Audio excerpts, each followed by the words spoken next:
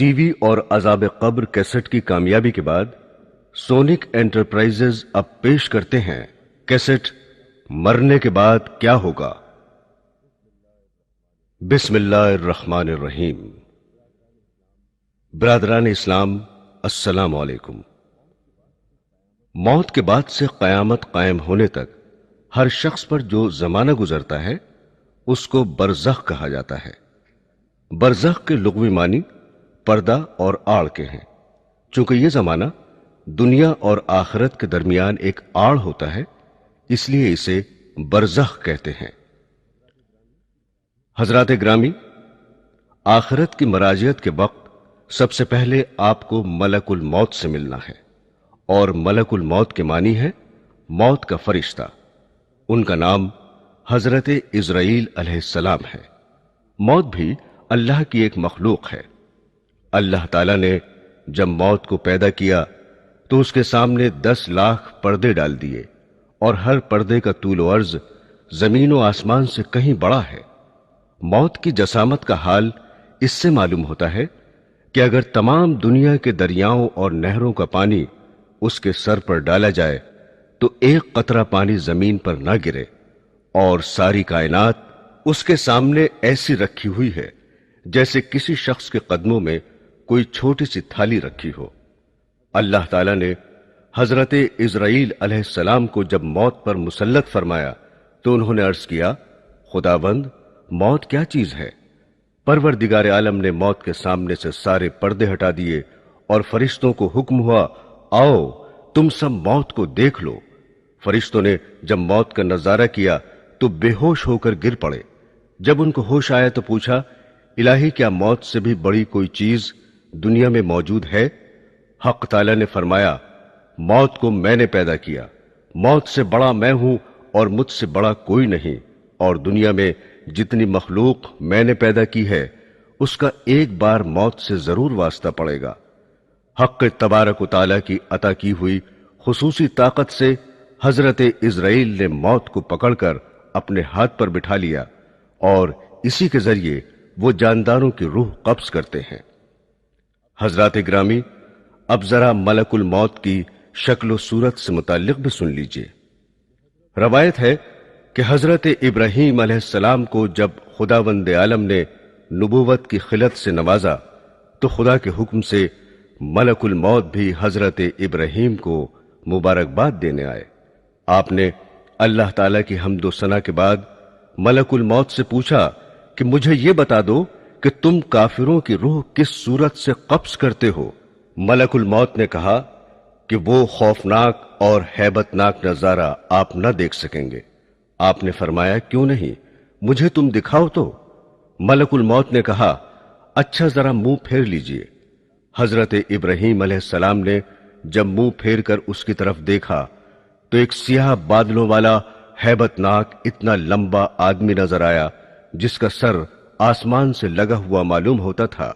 اس کے منہ سے آگ کے شعلے اور دھوئیں نکل رہے تھے، اور اس کے جسم کے مسامات سے چنگاریاں پھوٹ رہی تھیں۔ حضرت ابراہیم علیہ السلام یہ خوفناک منظر دیکھتے ہی بے ہوش ہو گئے۔ تھوڑی دیر بعد آپ کو جب ہوش آیا تو دیکھا ملک الموت اپنی پہلی شکل و صورت میں بیٹھے تھے۔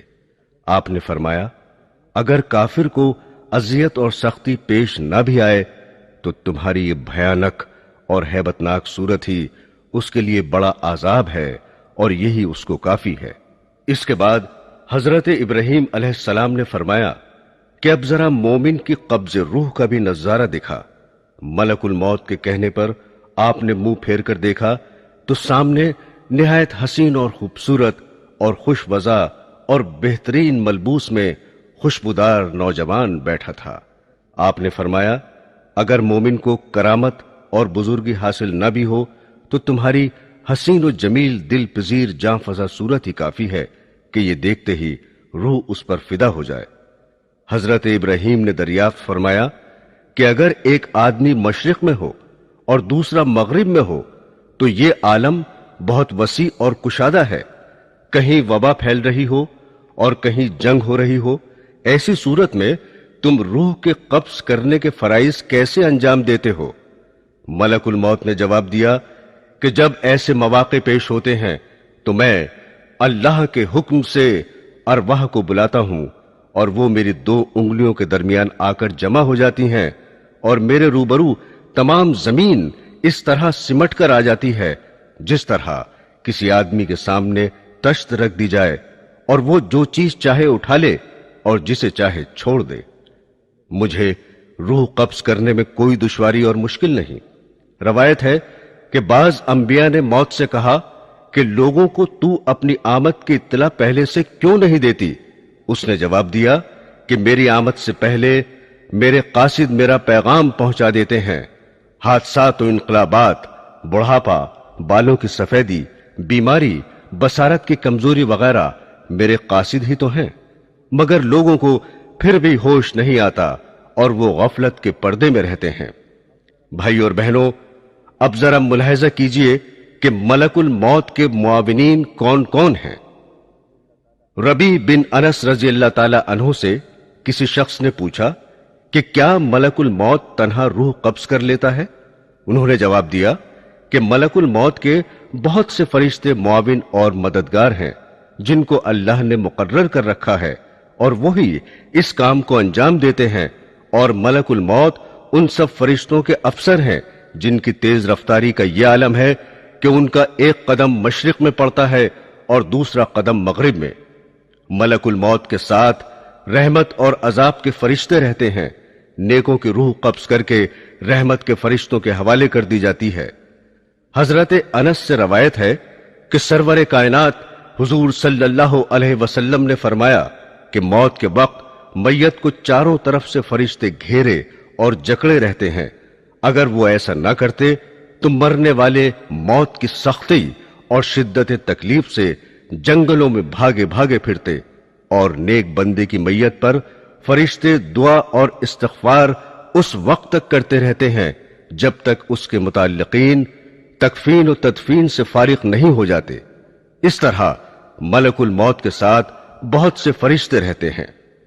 حضرت سلیمان نے ملک الموت سے پوچھا کہ تم لوگوں کے ساتھ انصاف کیوں نہیں کرتے؟ کسی کی روح تو فوری طور پر قبض کر لیتے ہو اور اسے جلد سے جلد تر اس دنیا سے منتقل کر دیتے ہو، اور کسی کو تکلیفوں اور اذیتوں میں اس طرح الجھاتے ہو کہ وہ لاچار اور مجبور پڑا تڑپا کرتا ہے۔ ملک الموت نے کہا کہ یہ بات میرے قبضے اور اختیار میں نہیں ہے، ہر ایک کے نام کا ایک صحیفہ مجھے ملتا ہے، جیسا حکم ہوتا ہے بجا لاتا ہوں۔ روایت ہے کہ شعبان کے مہینے میں ملک الموت کو ایک کاغذ دیا جاتا ہے، اس میں ان تمام لوگوں کے نام لکھے رہتے ہیں جن کی روح قبض کرنے اس سال ان کے ذمے ہوتا ہے، مگر دنیا کے لوگ اپنی آرائش اور آسائش کے کاموں میں مصروف رہتے ہیں۔ دولت کی فراہمی، مکان کی تعمیر، کھیتی باڑی، شادی بیاہ، غرض کے طرح طرح کی تیاریاں کرتے ہیں، اور وہ بالکل نہیں جانتے کہ اس سال ان سے دنیا چھوٹ جائے گی، حالانکہ ان کا نام ملک الموت کے کاغذ میں تحریر ہوتا ہے، اور ملک الموت روزانہ ہر مکان میں 3 مرتبہ اس لیے جاتے ہیں کہ جس شخص کی مدت پوری ہو چکی ہے اس کی روح قبض کر لی جائے۔ پس جب یہ کسی کی جان لیتے ہیں تو مرنے والے کے متعلقین رونا چلانا شروع کر دیتے ہیں۔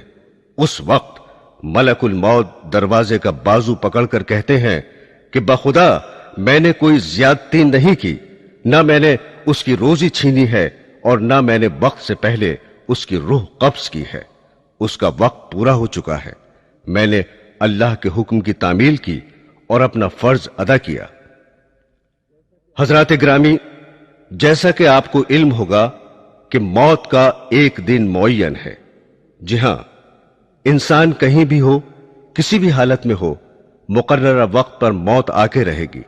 کسی صورت میں موت سے مفر نہیں، اور نہ کوئی تدبیر کارگر ہوگی، نہ کوئی طاقت روک سکے گی، اور نہ 1 منٹ کم و بیش ہو سکے گا۔ کل نفس ذائقۃ الموت، ہر نفس کو موت کا مزہ چکھنا ہے۔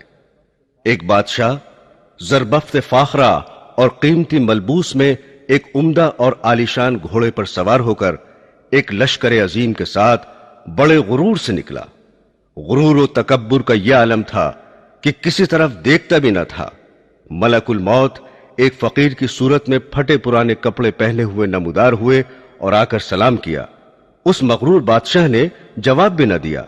मलकुल मौत ने उसके घोड़े की बाग पकड़ ली। उसने कहा, हट जा, मेरी राह में मुखिल ना हो। मलकुल मौत ने कहा, ऐ बादशाह, मुझे तो तुझसे कुछ कहना है। उसने कहा, ठहर जा, मुझे घोड़े से उतरने दे, फिर जो बात होगी बयान करना।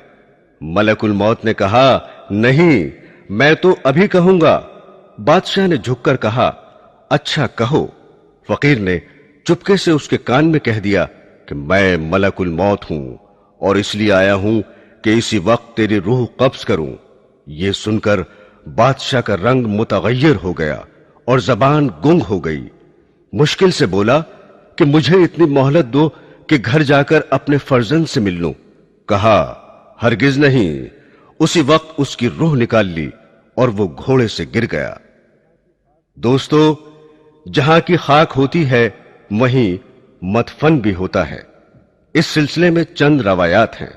एक रवायत के मुताबिक हजरत अब्दुल्ला इब्न उमर रजी अल्लाह ताला अन्हु फरमाते हैं कि मदीना मुनव्वरा में एक हबशी का इंतकाल हुआ तो सरवरे कायनात हुजूर सल्लल्लाहु अलैहि वसल्लम ने फरमाया कि देखो, यह हबशी मदीने की मिट्टी से पैदा हुआ था और मदीने में ही वफात पाई। हजरत अब्दुल्ला इब्न मसूद रजी अल्लाह ताला अन्हु कहते हैं कि औरत के रहम पर एक फरिश्ता इस काम के लिए मुकर्रर होता है कि वो इंसानी नुतफे के बारे में खुदा से पूछता है कि नुतफा तख्लीक के काबिल है या नहीं। अगर खुदा की तरफ से हुक्म मिलता है कि तख्लीक के काबिल है तो वो अल्लाह ताला से उसके रिस्क और उम्र की तफसील दरियाफ्त करता है। इरशाद बारी होता है कि लौहे महफूज में देखो। लौहे महफूज में तमाम तफसीलात देखने के बाद वो फरिश्ता उस जगह की थोड़ी मिट्टी जहां वो मरने के बाद दफन होगा उसके नुतफे मिलाकर खमीर करता है। हुजूर अकरम सल्लल्लाहु अलैहि वसल्लम ने फरमाया कि इंसान की तजहीज में जहां की खाक होती है वहां जाने की कुदरती तौर पर उसको जरूरत पेश होती है। एक रवायत है कि मलकुल मौत एक रोज हजरत सुलेमान अलैहिस्सलाम के पास गए। वहां उन्होंने उनके एक मसाहिब को तेज नजरों से इस तरह घूर कर देखा तो उसने हजरत से दरियाफ्त किया, ये शख्स कौन था जिसने मुझे इस तरह घूर कर देखा? उन्होंने फरमाया कि मलकुल मौत थे। उस मसाहिब ने कहा कि ऐसा मालूम होता है कि ये मेरी रूह कब्ज करेंगे। आप हवा को हुक्म दीजिए कि वो मुझे सरजमीन हिंद में पहुंचा दे ताकि मलकुल मौत यहां आए तो मुझे ना देखें।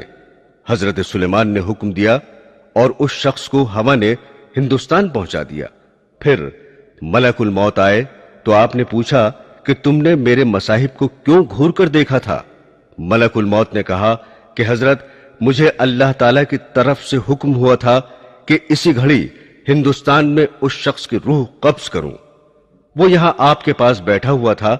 मैंने उसे देखकर सोचा कि यह हिंदुस्तान इतनी जल्दी कैसे पहुंचेगा, लेकिन जब मैं वहां गया तो उसे भी वहीं पाया और मैंने उसकी रूह कब्ज की। हजरात ग्रामी, बाज औकात ऐसा होता है कि इंसान की वफात कहीं होती है और किसी दूसरे मकाम पर दफन होता है, मगर जहां की मिट्टी होगी वहीं दफन होगा। मसलन इस दौर का एक मशहूर वाकया यही समझने के लिए काफी है कि रईसुल अहरार हजरत मौलाना मोहम्मद अली रहमतुल्लाह अलैह की वफात लंदन में वाक़ हुई और आप बैतुल मुक़द्दस में मदफून हुए। इसी तरह की बहुत सी मिसालें मिलेंगी। और जो लोग दरिया में बहा दिए जाते हैं या जला दिए जाते हैं, परवरदिगार आलम उनके मस्ख और बिखरे हुए जर्रात को जमा करने की कुदरत रखता है और मुमकिन है कि वो जर्रात जमीन के सुपुर्द कर दिए जाते हों। हजरात ग्रामी, जांकनी की तकलीफ और अजियत इंसान अपनी आंखों से देखता है कि मरने वाला कितनी सख्तियों में मुब्तला रहता है, फिर भी लोग गफलत में पड़े रहते हैं। अगर जरा भी समझ से काम लें तो यही उनकी इबरत के लिए काफी है। उलमाए रब्बानी इस बात पर मुत्तफिक हैं कि जांकनी से ज्यादा संगीन कोई दर्द नहीं है। अगर इंसान के जिस्म के टुकड़े कर दिए जाएं, फिर भी सकरात मौत की अजियत और तकलीफ के सामने हेच है। شداد ابن اوس سے روایت ہے کہ اگر کوئی شخص آرے سے چیرا جائے یا دیگ میں بند کر کے پکایا جائے، جاں کنی میں اس سے بھی زیادہ تکلیف ہوتی ہے۔ ایک اور روایت ہے کہ کسی نے رسول کریم صلی اللہ علیہ وسلم سے سوال کیا کہ سکرات موت کی تکلیف کیسی ہوتی ہے؟ آپ نے فرمایا کہ آسان موت ایسی ہے جیسے خاردار شاخ کو ریشم میں ڈال کر کھینچنے سے کانٹے کے ساتھ ریشم ٹکڑے ٹکڑے ہو کر نکلتا ہے۔ شمائل ترمذی میں ہے کہ سرور کائنات صلی اللہ علیہ وسلم کو نزائے روح کے وقت اتنی سخت تکلیف گزری کہ حضرت فاطمہ الزہرا رضی اللہ تعالی عنہ دیکھ کر رونے لگی۔ حضور نے فرمایا کہ ایسی تکلیف کبھی نہیں ہوئی تھی۔ رسول اللہ صلی اللہ علیہ وسلم جاں کنی کے وقت فرماتے تھے، اے اللہ تو محمد پر سکرات موت کو آسان کر دے۔ حضور اکرم سرور کائنات صلی اللہ علیہ وسلم نے فرمایا، نزع کی تکلیف بندہ مومن کے لیے گناہوں کا کفارہ بن جاتی ہے، اور کافر کو موت کے وقت ہی اس کے نیک عمل کی جزا دے دی جاتی ہے۔ اور حضرت عیسیٰ علیہ السلام فرماتے ہیں، اے حواریو، میرے لیے دعا کرو کہ اللہ تعالیٰ موت کی سختیاں مجھ پر آسان کر دے۔ میں موت سے اتنا ڈرتا ہوں کہ خوف کے مارے مرا جاتا ہوں۔ حدیث شریف میں یہ بھی وارد ہے کہ حضرت موسیٰ علیہ السلام کی وفات کا وقت قریب آیا تو حق تعالیٰ نے ان سے پوچھا کہ جاں کنی میں تم نے اپنے آپ کو کیسا پایا؟ عرض کیا کہ زندہ مرغ کے مثل کہ اسے بھونے تو نہ وہ اڑ سکے نہ مر سکے کہ کہیں نجات پائے۔ مولا کائنات حضرت علی رضی اللہ تعالی عنہ فرماتے ہیں کہ اے مسلمانوں، کافروں سے جہاد کرو تاکہ قتل ہو، کیونکہ تلوار کی 1000 ضربیں مجھ پر زیادہ آسان ہے بنسبت اس کے کہ بستر پر پڑے پڑے جاں کنی ہو۔ ایک صحابی سے روایت ہے کہ حضور نبی کریم صلی اللہ علیہ وسلم نے فرمایا کہ موت کی تکلیف اس قدر سخت و سنگین ہوتی ہے کہ اگر اس کا ایک قطرہ بھی زمین و آسمان پر ڈال دیا جائے تو سب زمین والے مر جائیں گے۔ حضرات گرامی، حضرت عبداللہ ابن مسعود رضی اللہ تعالی عنہ سے روایت ہے کہ جب حق تعالی کسی مومن کی روح قبض کرانا چاہتا ہے تو ملک الموت کے پاس حکم بھیجتا ہے کہ اس بندے کو میرا سلام پہنچانا۔ جب ملک الموت آتے ہیں تو اس سے کہتے ہیں کہ تیرا رب تجھے سلام کہتا ہے۔ حضرت انس بن مالک رضی اللہ تعالی عنہ فرماتے ہیں کہ اے خدا کے دوست، تم پر سلام ہو، اس گھر سے نکلو جسے تم نے خواہشات نفسانی کو قربان کر کے ویران کر دیا ہے، اور اس گھر میں چلو جسے تم نے اپنی عبادت سے آباد کیا ہے۔ حضرت ابن جریر رضی اللہ تعالی عنہ سے روایت ہے کہ رسول خدا صلی اللہ علیہ وسلم نے حضرت عائشہ صدیقہ رضی اللہ تعالی عنہا سے ارشاد فرمایا کہ جب مومن مرتے وقت فرشتوں کو دیکھتا ہے تو فرشتے اس سے کہتے ہیں کہ ہم تجھے دنیا میں واپس کر دیں اور روح قبض نہ کر دیں۔ وہ کہتا ہے، کیا مجھے غم و آلام اور رنج و تفکرات کی جگہ لے جانا چاہتے ہو؟ اب تو میں نہیں جاتا، مجھے میرے پروردگار کے پاس لے چلو۔ حضرت انس رضی اللہ تعالی عنہ سے روایت ہے کہ رسول اللہ صلی اللہ علیہ وسلم نے فرمایا کہ انسان کے 2 دروازے ہیں، ایک دروازے سے اس کا عمل چڑھتا ہے اور دوسرے دروازے سے اس کا رزق اترتا ہے۔ جب مومن مر جاتا ہے تو دروازے اس کی موت پر روتے ہیں۔ حضرت ابن عمر رضی اللہ تعالی عنہ فرماتے ہیں کہ حضور اقدس صلی اللہ علیہ وسلم نے ارشاد فرمایا کہ جب بھی مومن مر جاتا ہے تو قبرستان اپنے آپ کو سجا لیتا ہے، اور قبرستان کا ہر حصہ یہ تمنا کرتا ہے کہ یہ بندہ میرے اندر دفن ہو۔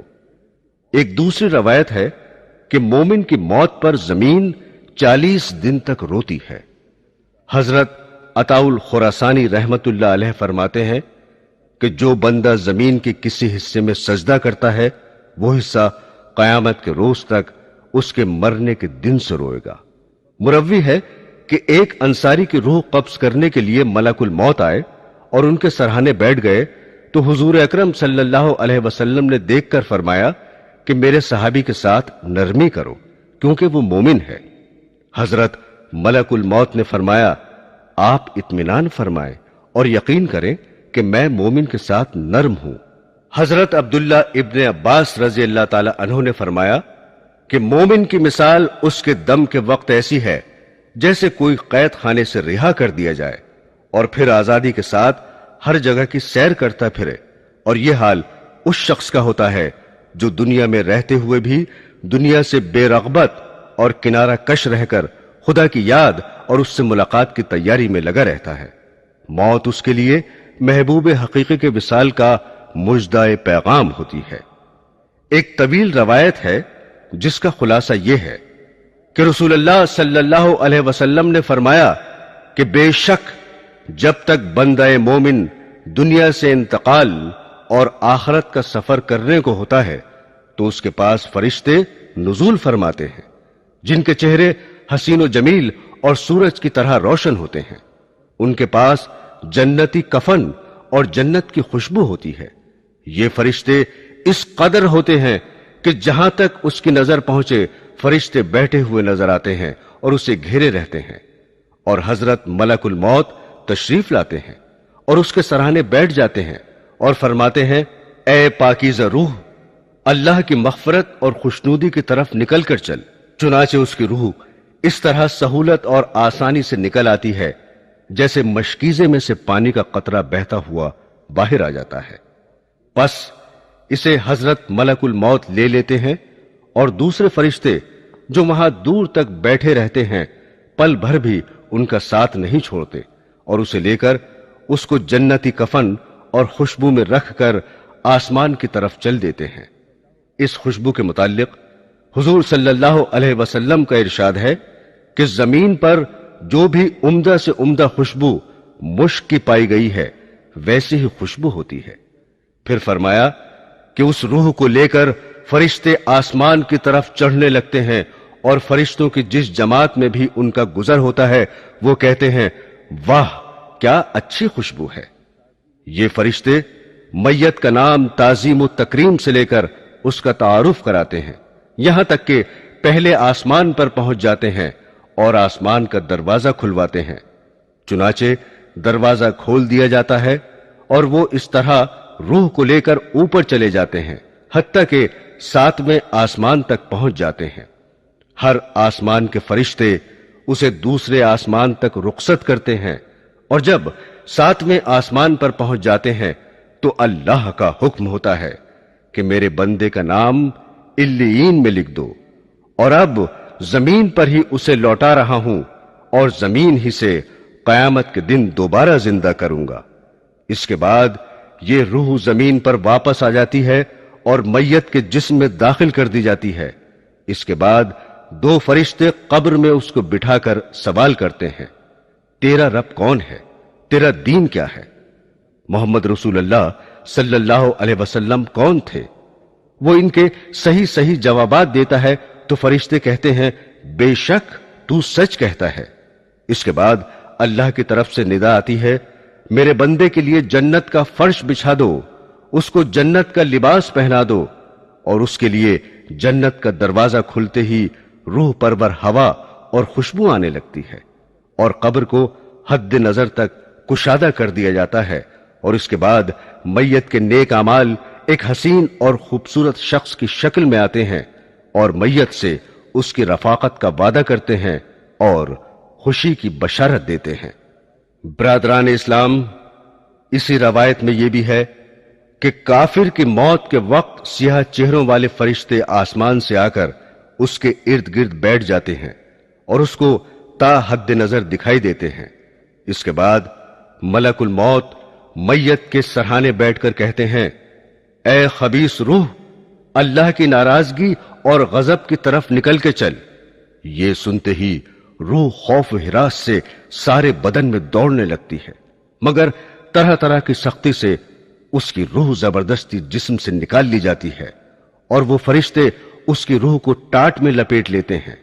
اس وقت اس روح میں مردار سڑے ہوئے جانور کی بدبو پھوٹنے لگتی ہے۔ فرشتے اس کو لے کر آسمان کی طرف پرواز کرتے ہیں اور وہ دروازہ کھلوانا چاہتے ہیں مگر آسمان کا دروازہ نہیں کھلتا۔ حکم ہوتا ہے کہ اس کا نام سجین میں لکھ دو۔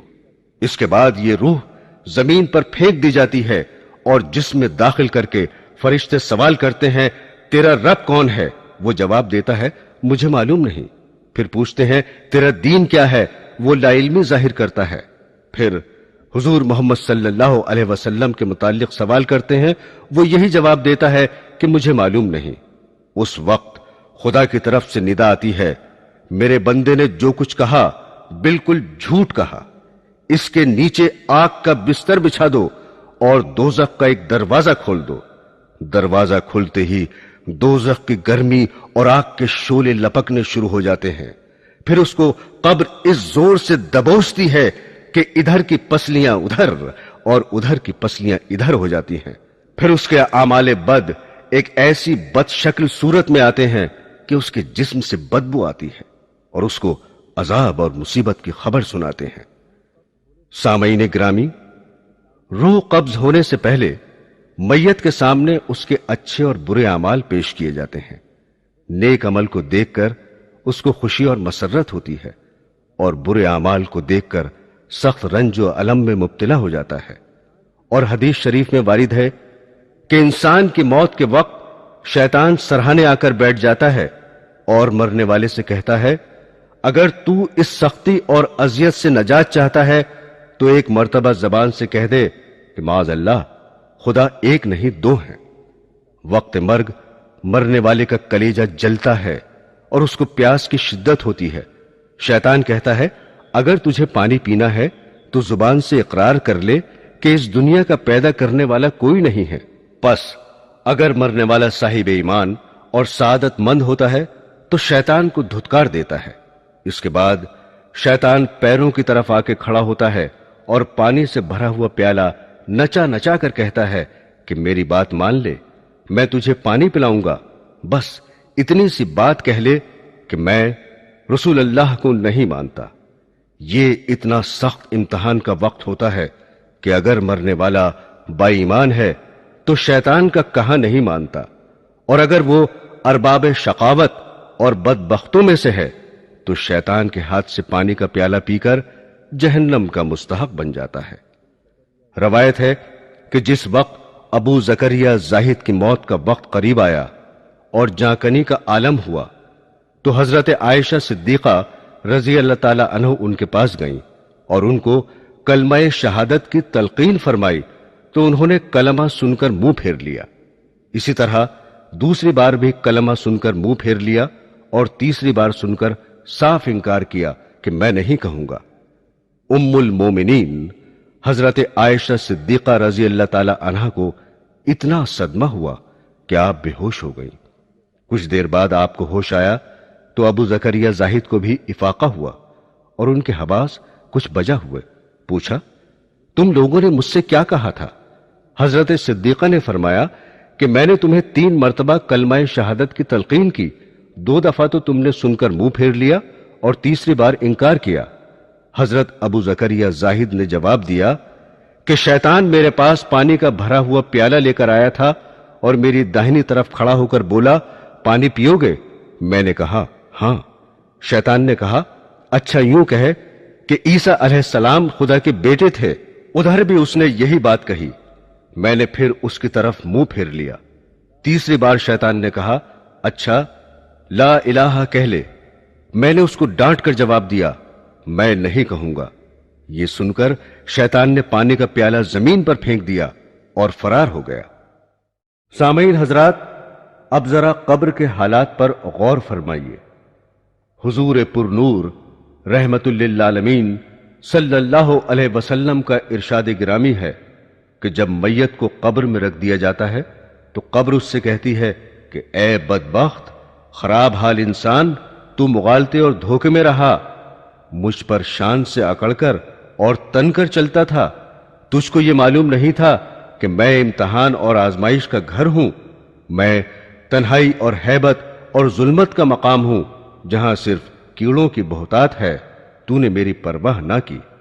پس اگر مرنے والا نیک ہوتا ہے تو اس کی طرف سے کوئی جواب دینے والا کہتا ہے کہ اے قبر، تو دیکھتی نہیں کہ یہ اچھی باتوں کا حکم کرتا تھا اور لوگوں کو بری باتوں سے روکتا تھا؟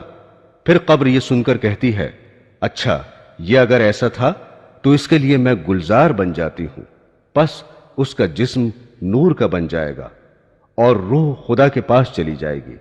اور کبھی مردے سے قبر اس طرح کہتی ہے کہ میں تاریکی اور تنہائی کا گھر ہوں، اگر تو دنیا میں اللہ تعالی کی اطاعت اور فرما برداری میں رہا ہے تو میں آج تیرے لیے رحمت ہوں گی، اور اگر تو نے حق تعالی کی نافرمانی اور سرکشی کی ہوگی تو میں تیرے لیے عذاب جان بنوں گی۔ میں وہ ہوں جو مجھ میں خدا کا مطیع ہو کر آئے گا، وہ یہاں سے خوش و خرم ہو کے نکلے گا۔ جو گنہگار اور نافرمان ہوگا وہ تباہ اور برباد ہو جائے گا۔ اور بعض دفعہ قبر کہتی ہے کہ اے خانہ خراب، کیا تجھے کسی نے مجھ سے ڈرایا نہیں تھا اور تجھے یہ خوف نہیں دلایا تھا کہ تنگ اور تاریک اور بدبودار اور خوفناک کیڑوں کا مرکز ہوں؟ پس تو نے دنیا میں رہ کر میرے لیے کیا سامان مہیا کیا ہے؟ اور جب کوئی شخص قبر میں دفن کیا جاتا ہے اور اس پر عذاب و تکلیف کا نزول ہوتا ہے تو اس کے آس پاس کے مردے جو مدفون ہوتے ہیں اس سے کہتے ہیں کہ اے شیخ، تو کس قدر غافل رہا کہ ہمارے بعد بھی تجھے دنیا میں رہنے کا موقع ملا، اور تو ہم سے بعد میں آیا ہے، پھر بھی تو نے اپنے سے پہلے آنے والوں کی مراجعت سے عبرت نہ حاصل کی، اور تو نے نہ سمجھا کہ مرنے والے تو مر چکے اور ان کے اعمال بھی پورے ہو گئے، خواہ اچھے اعمال تھے یا برے، مگر تیرے لیے تو بہترین مواقع تھے۔ تو دارالاعمال یعنی دنیا میں تھا اور برے افعال کا تدارک نیک کاموں سے کر لیتا۔ تجھے تو کافی مہلت ملی ہوئی تھی، تو ان لوگوں پر غور کرتا جو کہ تجھ سے پہلے لوگوں کے کاندھوں پر لاد کر مٹی میں ملا دیے گئے۔ تجھے کس نے دھوکہ دیا اور تو کس مغالطے اور فریب میں پڑا رہا؟ حدیث شریف میں وارد ہے کہ حضور سرور کائنات صلی اللہ علیہ وسلم نے فرمایا کہ قبر جہنم کی خندقوں میں سے ایک خندق ہے یا جنت کے باغوں میں سے ایک باغ ہے، اور جب کوئی شخص مر جاتا ہے تو اس کو اس کا ٹھکانہ صبح و شام دکھایا جاتا ہے۔ جنتی کو جنت دکھائی جاتی ہے اور دوزخی کو دوزخ کا نظارہ کرایا جاتا ہے۔ سامعین کرام، رسول اکرم صلی اللہ علیہ وسلم نے حضرت عمر رضی اللہ تعالی عنہ سے پوچھا کہ اے عمر، تم اپنے کو مرنے پر کیسا دیکھتے ہو کہ لوگ تمہارے لیے 4 گز لمبی اور 1.25 گز چوڑی قبر کھودیں، پھر تمہیں غسل دے کر کفنائیں اور تمہیں لے جا کر قبر میں رکھ کر چلے آئیں، اور پھر منکر نکیر بجلی کی طرح آنکھیں چمکاتے اور بادل کی طرح گرجتے، بال زمین پر لٹکاتے اور اپنے لمبے لمبے دانتوں سے قبر کی مٹی ہٹاتے ہوئے آئیں اور وہ آ کر تمہیں جھنجھوڑ دے؟ حضرت عمر نے عرض کیا کہ یا رسول اللہ صلی اللہ علیہ وسلم، کیا اس وقت میری عقل میرے ساتھ ہوگی؟ آپ نے فرمایا، ہاں، عقل تمہارے ساتھ ہوگی۔ عرض کیا تو مجھے کوئی خوف نہیں، میں جواب دے لوں گا۔ روایت ہے کہ قبر میں سوال و جواب صرف امت محمدی کی خصوصیت ہے۔ انبیاء سابقین کی امت پر خدا تعالیٰ کی نافرمانی سے عذاب نازل ہو جاتا تھا، لیکن رحمت للعالمین صلی اللہ علیہ وسلم کی آمد کے بعد وہ عذاب موقوف کر دیا گیا اور اس کی جگہ بذریعہ منکر نکیر سوال و جواب کا سلسلہ جاری کیا گیا، اور جو شخص مرنے کے بعد دفن نہیں کیا جاتا اس سے بھی سوال و جواب کیا جاتا ہے۔ دوستو، موت دراصل بندہ مومن کا تحفہ ہے۔ حضور رحمت للعالمین صلی اللہ علیہ وسلم کا ارشاد ہے کہ مومن کا تحفہ موت ہے اور اس کے لیے ایک خوشبودار پھول ہے۔ سلیمان بن عبد المالک نے ابو حازم رحمت اللہ علیہ سے پوچھا کہ یہ بتائیے کہ ہم موت سے کیوں گھبراتے ہیں؟ انہوں نے فرمایا، اس لیے گھبراتے ہو کہ تم نے آخرت کو برباد کر دیا اور دنیا کو آباد کیا، لہذا آبادی سے ویرانے میں جانا پسند نہیں کرتے۔ سلیمان نے کہا، آپ سچ فرماتے ہیں۔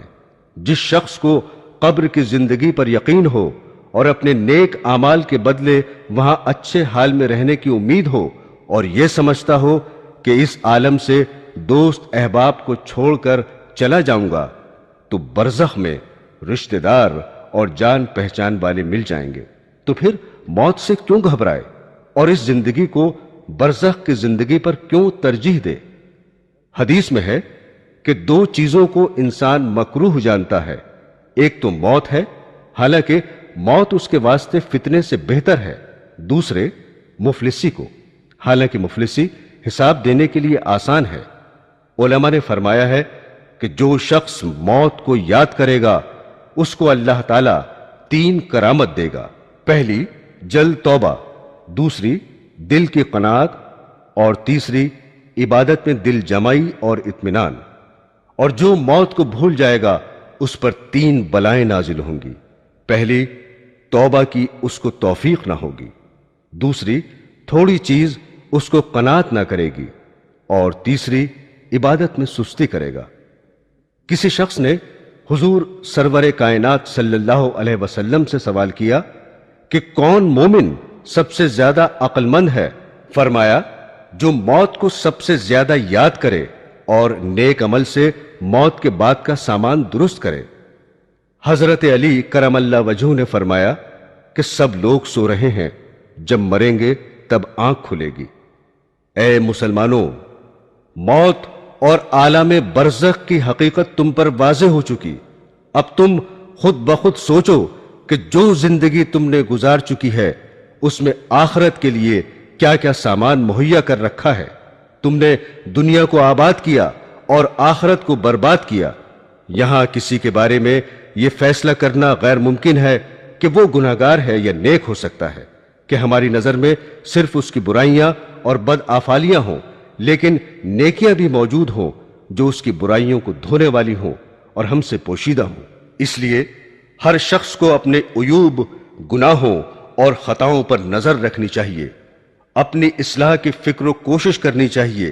اس لیے تم ایک دوسرے کی عیب جوئی اور برائی بیان کرنے سے پرہیز کرو، اپنی زندگی کو سنوارنے کی جد و جہد کرو تاکہ آخرت کے لیے بہترین سامان درست کر سکو اور اللہ تعالیٰ کی خوشنودی حاصل کرو۔ شراب نوشی، زنا، چوری، جوا، جھوٹ، غیبت، چغل خوری، عیب، ریا، ظلم، ماں باپ کی نافرمانی اور اس قسم کے بہت سے گناہوں کے بارے میں تم پڑھ چکے ہو۔ قبر میں کس قدر سخت عذاب انہی گناہوں کے بدلے میں ملتا ہے۔ تمام گناہوں سے اجتناب کرو اور نماز، روزہ، حج، زکوٰۃ، خیرات، صدقہ، صلہ رحمی، اتفاق و محبت، ایسے تمام نیک کاموں پر خلوص دل سے عمل کرو۔ یہی تمہارے اعمال صالح آخرت میں کام آئیں گے اور تم کو عذاب سے محفوظ رکھیں گے۔ حضرات گرامی، میت کے اعمال کے بارے میں سرور کائنات رسول اللہ صلی اللہ علیہ وسلم نے فرمایا کہ جب مردے کو قبر میں رکھ دیتے ہیں تو وہ لوگ جو اس کے جنازے میں آئے تھے دفن کرنے کے بعد واپس ہوتے ہیں تو وہ ان کے پاؤں کی آہٹ سنتا ہے، اس کے اعمال اسے گھیر لیتے ہیں۔ اللہ تعالیٰ اس کے اعمال کو شکل و صورت اور زبان عطا کرتا ہے۔ پس یہ مردے سے کہتے ہیں کہ اے تنہائی کے اس گڈھے میں پڑے انسان، آج تو ہمارے پاس ہے اور اب یہاں تیرا کوئی نہیں ہے، تیرے عزیز اور رشتہ دار سب تجھ سے بچھڑ گئے۔ بندہ جب نیک ہوتا ہے تو اس کے نیک اعمال، روزہ، حج، زکوٰۃ، جہاد وغیرہ اسے گھیر لیتے ہیں۔ پھر عذاب کے فرشتے اس کی پاؤں کی طرف آتے ہیں تو نماز کہتی ہے اس سے الگ رہو۔ یہ شخص اللہ کی عبادت کے لیے ان پاؤں پر کھڑا رہتا تھا۔ پھر فرشتے اس کے منہ کی طرف آتے ہیں تو روزہ کہتا ہے کہ ادھر تمہارے لیے راستہ مسدود ہے کہ یہ شخص اللہ کے لیے دنیا میں بھوکا پیاسا رہتا تھا۔ پھر فرشتے بدن کی طرف آتے ہیں تو حج اور جہاد کہتے ہیں یہاں سے دور رہو، کیونکہ اس شخص نے بدن سے حج کے لیے بڑی محنت و مشقت اٹھائی اور خدا کی راہ میں جہاد کیا، یہاں تمہارے لیے راستہ نہیں۔ پھر یہ ہاتھوں کی طرف آتے ہیں تو صدقہ اور زکوٰۃ کہتا ہے کہ اس کو رہنے دو، اس نے اپنے ہاتھوں سے بہت سا صدقہ دیا اور بارگاہ الہی میں مقبول بھی ہوا، تم کو یہاں راہ نہ ملے گی۔ تب وہ مردے سے کہتے ہیں مبارکباد، تو پاک ہی زندہ رہا اور پاک ہی مرا، پھر یہ عذاب کے فرشتے چلے جاتے ہیں اور رحمت کے فرشتے اس قبر کو حد نگاہ تک کشادہ کر دیتے ہیں اور بہشتی قندیل روشن کر دی جاتی ہے اور وہ قیامت تک اسی آسائش میں رہتا ہے۔ دوستو، قبر کے دبوچنے کا بیان بھی سن لیجئے۔ قبر میں کبھی کسی گناہ کے باعث یا کسی نعمت کا شکریہ نہ کرنے کی وجہ سے کچھ دیر کے لیے نیک بندوں کے لیے تنگی ہو جاتی ہے، مگر یہ محض ذرا سی دیر کے لیے ہوتا ہے۔ اس کے بعد فوراً قبر کشادہ ہو جاتی ہے، اور نیک بندوں پر اس لیے بھی ہوتی ہے کہ بشریت کے تقاضے کے تحت اگر کوئی معمولی سا گناہ بھی ہو گیا ہو تو اس معمولی سی تنگی کی وجہ سے دور کر دیا جاتا ہے اور وہ گناہ قبر ہی میں معاف ہو جاتا ہے۔ قبر کے دبوچنے کے بچاؤ کے لیے رسول اکرم صلی اللہ علیہ وسلم نے فرمایا کہ جو شخص مرض الموت میں سورہ اخلاص کا ورد رکھے گا وہ عذاب قبر سے محفوظ رہے گا، اور قیامت کے دن فرشتے اسے ہاتھوں ہاتھ لے کر پل صراط سے پار کر کے جنت میں لے جائیں گے۔ ایک روایت ہے کہ رحمت دو عالم سید المرسلین صلی اللہ علیہ وسلم حضرت سعد بن معاذ کے جنازے پر تشریف لے گئے۔ جب انہیں نماز جنازہ کے بعد سپرد خاک کیا گیا تو حضور نے بہت دیر تک تسبیح، حمد و ثنا پڑھی۔ آپ سے کسی نے اس کا سبب دریافت کیا تو فرمایا کہ اس نیک بندے پر قبر کی تنگی ہو رہی تھی لیکن اللہ نے دور کر دی۔ حضرت عبداللہ ابن عمر رضی اللہ تعالی عنہ سے روایت ہے کہ رسول کریم صلی اللہ علیہ وسلم نے سعد کی نسبت فرمایا تھا کہ ان کی موت سے عرش بھی حرکت میں آ گیا اور ان کے لیے آسمانوں کے دروازے کھول دیے گئے اور 70,000 ملائکہ نے ان کے جنازے میں شرکت فرمائی۔ اس کے باوجود ان کو تھوڑی سی قبر کی تنگی پیش آئی۔ بس اس مقبول بارگاہ بندے کو بھی تھوڑی سی تنگی ہوئی تو دوسروں کا کیا تذکرہ۔ برادران اسلام، حدیث میں وارد ہے کہ جب میت کو قبر میں داخل کر دیا جاتا ہے تو اس کو ایسا معلوم ہوتا ہے جیسے سورج چھپ رہا ہو، یعنی قریب وقت شام۔ پس اس کے جسم میں روح ڈال دی جاتی ہے تو وہ آنکھ ملتا ہوا اٹھ کر بیٹھ جاتا ہے اور فرشتوں سے کہتا ہے مجھے چھوڑ دو، میں نماز پڑھوں گا۔ اور یہ اس لیے کہ وہ اپنے آپ کو دنیا میں سمجھتا ہے۔ وہ اسی خیال سے کہتا ہے کہ سوال و جواب رہنے دو، نماز کا وقت ہو رہا ہے، مجھے نماز پڑھنے دو۔ لیکن یہ بات وہی شخص کہے گا جو دنیا میں نماز کا پابند ہوگا، اس کو ہر وقت نماز کا دھیان رہتا ہوگا۔ مومن جب قبر میں رہتا ہے اسے قیامت تک روزانہ صبح و شام جنت کا وہ مقام جو اس کے لیے مقرر ہوتا ہے دکھایا جاتا ہے اور بتایا جاتا ہے کہ تیرا ٹھکانہ یہ ہے۔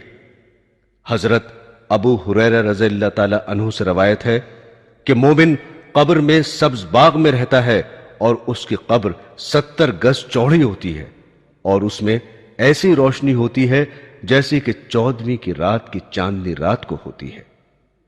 حضور صلی اللہ علیہ وسلم نے فرمایا کہ سوال و جواب کے بعد مومن مردے کی قبر وسیع روشن کر دی جاتی ہے تو اس سے فرشتے کہتے ہیں کہ اب دلہن کی طرح آرام سے سو جا اور تجھے وہی جگائے جسے تو سب سے زیادہ محبوب ہے۔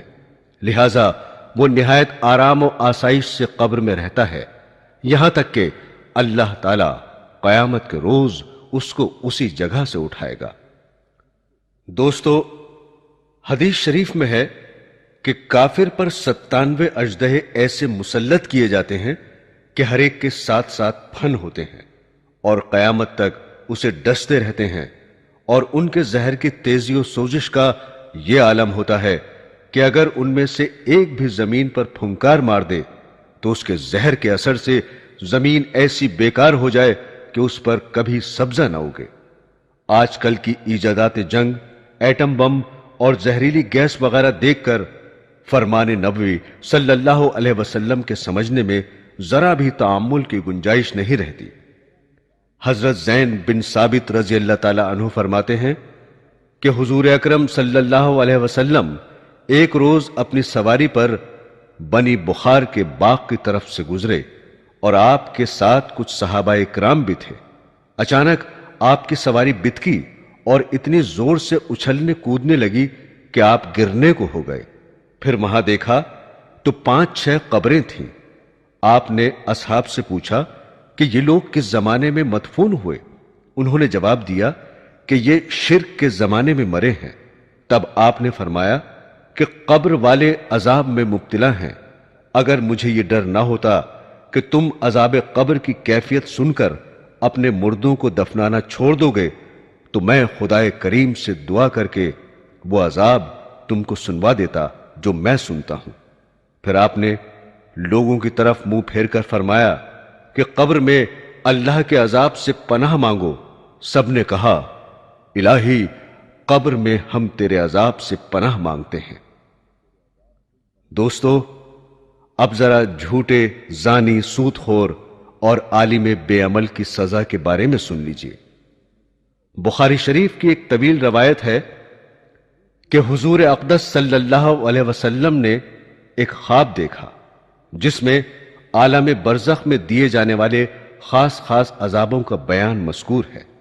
آپ نے فرمایا کہ آج کی شب میں نے خواب دیکھا کہ میرے پاس 2 شخص آئے اور میرا ہاتھ پکڑ کر پاک مقدس سرزمین کی طرف لے چلے۔ اچانک میں دیکھتا ہوں کہ ایک آدمی بیٹھا ہوا ہے اور دوسرا اس کے قریب کھڑا ہے اور اس کے ہاتھ میں لوہے کا زنبور ہے اور وہ اس بیٹھے ہوئے آدمی کے کلے چیر رہا ہے اور چیرتے چیرتے گدی تک پہنچ جاتا ہے۔ پھر یہ کلے بدستور ٹھیک ہو جاتے ہیں اور پھر وہ انہیں چیرنا شروع کر دیتا ہے۔ میں نے پوچھا یہ کیا ہو رہا ہے؟ وہ دونوں آدمی جو مجھے لے کر چلتے تھے بولے کہ آگے چلو۔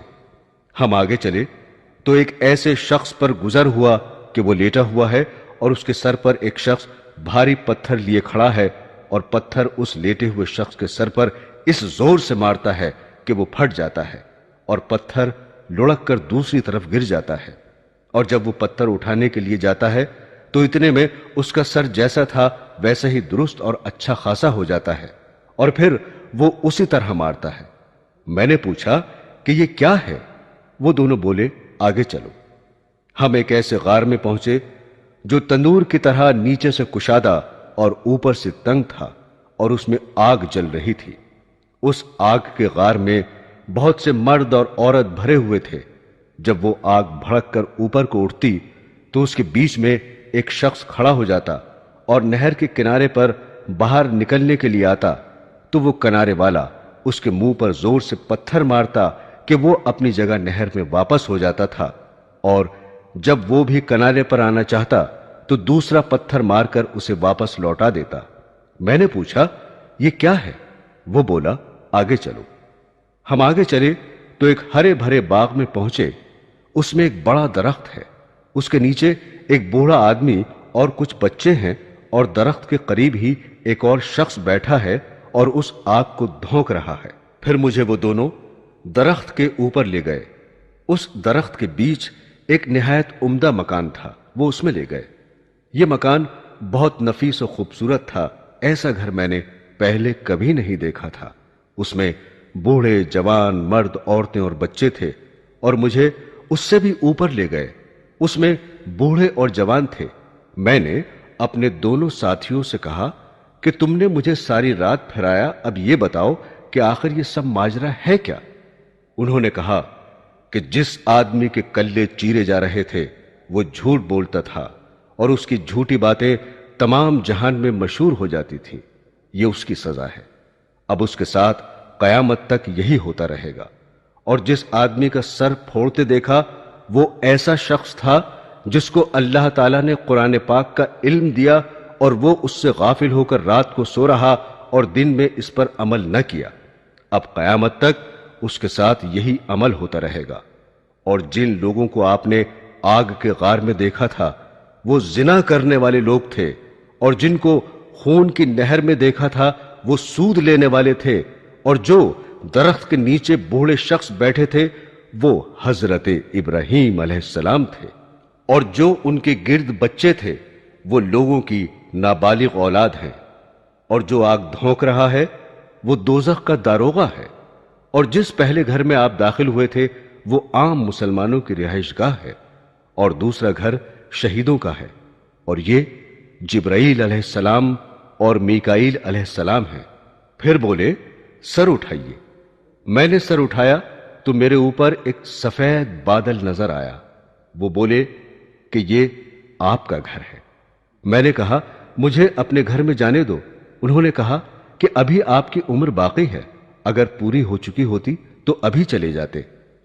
انبیاء علیہ السلام کا خواب وہی ہوا کرتا ہے، اس لیے یہ تمام واقعے سچے ہیں، اور جو سزائیں آپ نے عالم برزخ کی دیکھیں سب سچ اور برحق ہے۔ اس حدیث سے کئی باتوں کا حال معلوم ہوا۔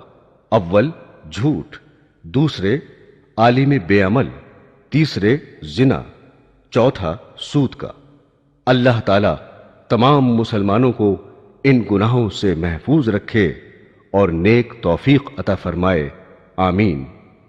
حضرات گرامی، ہاشم بن عبداللہ سے روایت ہے کہ میں ایک میت کو غسل دینے گیا۔ جب اس کے چہرے سے کپڑا ہٹایا تو گلے میں ایک سانپ لٹکا ہوا نظر آیا۔ میں نے سانپ سے کہا کہ اگر تو اللہ کی طرف سے مامور کیا گیا ہے تو ہمیں بھی میت کو غسل دینے کا حکم ہے، تو کچھ دیر کے لیے یہاں سے چلا جا۔ یہ سنتے ہی وہ سانپ گلے سے اتر کر مکان کے گوشے میں جا کر بیٹھ گیا، اور جب میں میت کو غسل دے کر فارغ ہوا تو پھر وہ سانپ اسی طرح اس کے گلے میں لپٹ گیا۔ حضرات عمرو بن دینار بیان کرتے ہیں کہ ایک عورت کا مدینہ منورہ میں انتقال ہوا۔ اس کے بھائی نے تدفین و تکفین کی۔ اتفاقاً قبر میں اتارتے وقت اس کی جیب سے روپوں کی تھیلی گر گئی۔ بعد میں یاد آنے پر جب قبر کھودی گئی تو ساری قبر میں آگ ہی آگ تھی، فوراً ہی قبر کو بند کر دیا گیا۔ حضرت انس رضی اللہ تعالی عنہ سے روایت ہے کہ ایک شخص آن حضرت صلی اللہ علیہ وسلم کا کاتب تھا۔ وہ مرتد ہو گیا اور اسلام سے پھر کر مشرکین سے جا ملا تو حضور اقدس صلی اللہ علیہ وسلم نے اس کے بارے میں فرمایا کہ اس کو زمین قبول نہیں کرے گی۔ جب وہ مر گیا تو حضرت ابو طلحہ رضی اللہ تعالی عنہ اس کی قبر پر تشریف لے گئے تو اس مرتد کی لاش کو قبر سے باہر پڑا ہوا پایا۔ یہ دیکھ کر انہوں نے وہاں کے لوگوں سے پوچھا کہ یہ کیا ماجرا ہے؟ ان لوگوں نے بتایا کہ اس کو ہم نے کئی بار دفن کیا مگر ہر بار زمین نے اس کو باہر پھینک دیا، ہم نے مجبور ہو کر باہر چھوڑ دیا۔ سنا گیا ہے کہ مدینہ منورہ میں ایک عالم کی قبر ضرورت کے تحت کھودی گئی تو اس میں ایک لڑکی کی لاش برآمد ہوئی۔ دیکھنے والوں میں سے بعض اشخاص اس لڑکی کو پہچانتے تھے اور ان کو معلوم تھا کہ یہ فلاں شہر کے فلاں عیسائی کی لڑکی ہے۔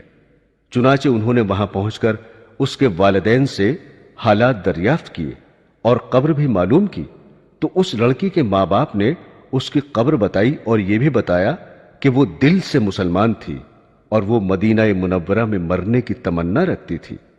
پھر اس کی قبر کھدوائی گئی تو اس میں عالم کی لاش نکلی۔ پھر لوگوں نے اس عالم کی بیوی سے اس کا عمل پوچھا تو اس نے بتایا کہ وہ بہت نیک تھا۔ یہ بات ضرور تھی کہ وہ یہ کہا کرتے تھے کہ عیسائی مذہب میں یہ بات بڑی آسان ہے کہ ان کے یہاں غسل ضروری نہیں ہے، اور اسی وجہ سے وہ لڑکی کی قبر میں پہنچا دیے گئے۔ ابن عامر سے روایت ہے کہ میں ایک روز مقام بدر کے قریب سے گزر رہا تھا، دیکھتا کیا ہوں کہ ایک شخص قبر سے نکلا، اس کی گردن میں نہایت ہی بوجھل زنجیریں پڑی ہوئی تھیں۔ اس نے مجھے زور سے پکارا اور کہا، خدا کے بندے، میں پیاس کی شدت سے بیتاب و مضطرب ہوں، مجھے ذرا سا پانی پلا دے۔